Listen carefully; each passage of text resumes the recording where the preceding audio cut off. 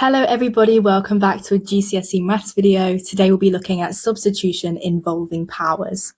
Okay, so a power. Sometimes you might see, something like 5 to the power of 2. A power is this little number to the top right of a bigger number. Okay, but what does that actually mean? Okay, so say we have something like x squared, where x is representing a number. Well, that is just the same as saying x times x.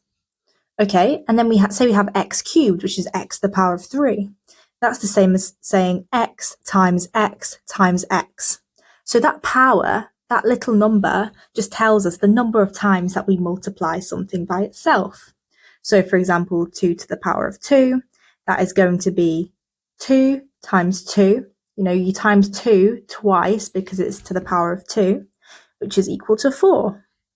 Okay, for example, let's say we have 5 to the power of 2. Well, we're going to have to multiply 5 by itself twice, again, because it's to the power of 2. That's going to be 25. Now, let's say that we have 4 to the power of 3. Well, we're going to have to multiply 4 by itself 3 times. So 4 times 4 times 4, that is equal to 64. Okay, so that is the basic premise of how powers work. And then we also have something called the square root. So the root of x means basically find the square root of x. When I say the root of x, I mean this notation. We call that basically find the square root of x. And that means what two numbers multiply together to make x. So for example, if we had to find the square root of 4, we're asking what two numbers multiply together to make 4. And that is going to be 2 and 2. So what two numbers, multiplied by themselves make 4? For example, if we said, what is the square root of 16? We're saying what two numbers multiplied together make 16? And that is going to be 4 times 4. Okay, so let's get into our example of substitution. So if a is equal to 3 and b is equal to 4, find a squared. Okay, so the first thing we're going to do is just substitute our number in. So a is 3, so it's basically saying find 3 squared. And we want to write this out. What does it actually mean? 3 squared, we're doing 3 times by itself twice because of that squared. 3 times 3, that's going to be equal to 9. Okay, now we're doing b to the power of 3, or b cubed. Well, you've got 4 to the power of 3. 4 times itself 3 times. 4 times 4 times 4. That is going to be, well, let's just deal with the first two first. So we've got 4 times 4, that's 16. We're doing 16 times 4. That is going to be 64. Okay. And then we've got our third one, which is a to the power of 5. So that is going to be 3 to the power of 5. So that's 3 times by itself, 5 times. 3 times 3 times 3 times 3 times 3. Okay. So you can put that into a calculator. So 3 times 3 times 3 times 3 times 3, and we should get 243. Okay, now let's look at 2 times a to the power of 3. Okay, so let's substitute our number in. 2 times 3 to the power of 3. What are we going to do here? So the first thing that we want to do is deal with that indice. So we want to deal with that power. Okay, so let's do 2. Let's separate it out. Let's do 2 times 3 to the power of 3. And let's do 2. Let's think, what is 3 to the power of 3? Well, it's going to be 3 times 3 times 3, which is going to equal to 2 times by 27, which is going to equal 54. Okay, so you can see what we did here.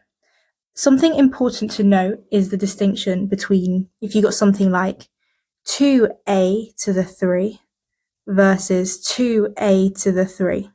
So what terms is that power encompassing? Now, if we had 2a all to the power of 3, which is that first example there, that would be 2a times 2a times 2a. Whereas if we just had 2a, where the power is on the a, then that power only has control over the a. So that is going to be 2a times a times a, because that 2 isn't included in that power. It's not impacted by it. Okay, So let's continue here. So the value of A is 3 and B is 4. I'll just write that here. So A is equal to 3, B is equal to 4. So 2AB squared.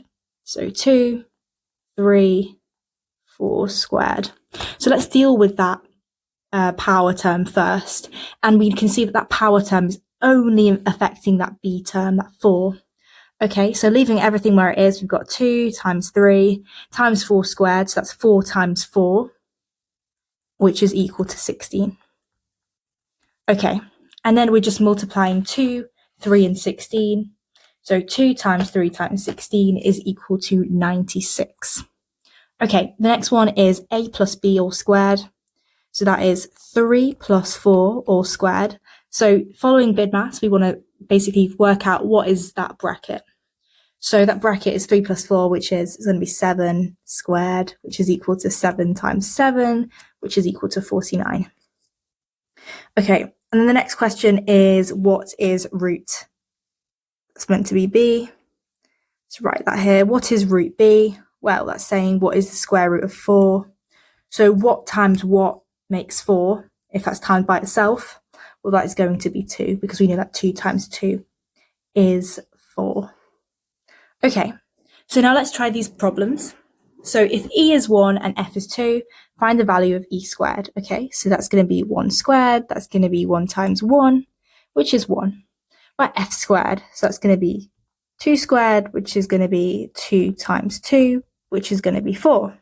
What about E cubed? Well, that's going to be 1 cubed is equal to 1 times 1 times 1 is equal to 1. What about E cubed plus F squared? Well, you've got 1 cubed plus 2 squared. You have the answers here, but let's go through them separately. So dealing with the 1 cubed, we've got 1 times 1 times 1. Dealing with the 2 squared, you've got 2 times 2. That first part, 1 times 1 times 1, is going to be 1. That second part, 2 times 2, is going to be 4. So 1 plus 4 is equal to 5. Okay, and then we got that next part, which is root E plus F squared. So root 1 plus 2 squared. So what is the square root of 1? What times itself is equal to 1? Well, that's just going to be 1. And then what is 2 squared? Well, that is going to be 4. So 1 plus 4, again, we have 5. Okay, so let's do a second exercise. If m is equal to 4 and n is equal to 5, find m squared plus n squared. So 4 squared plus 5 squared. Well, 4 squared is going to be 4 times 4, which is 16. 5 squared, 5 times 5, which is 25. So 16 plus 25, that is going to be equal to 41. Okay, so 2n squared. So let's just think, where is that power term? You know, what is it affecting? You can see that it's just impacting that n squared. Okay, so we've got 2 times 5 squared. Okay, well, what is 5 squared first? Because we know that the squared term's only impacting the 5. Well, that is 25. So 2 times 25 is simply equal to 50. Okay, and then we've got 2n squared plus m squared. So we've got 2, 5 squared plus 4 squared. Okay, so let's think about in that bracket first. What's 5 squared?